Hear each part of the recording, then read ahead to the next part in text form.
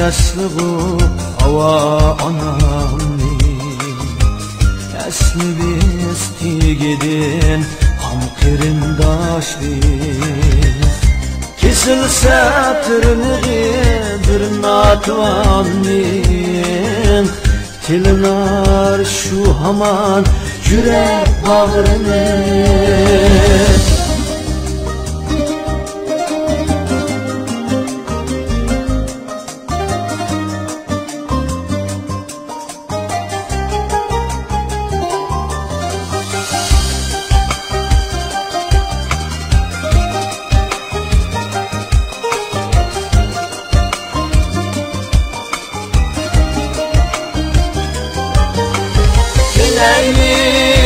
Tilaydim haqiqiy inson barchaga amallik osoyishlikni ko'pchilik olamga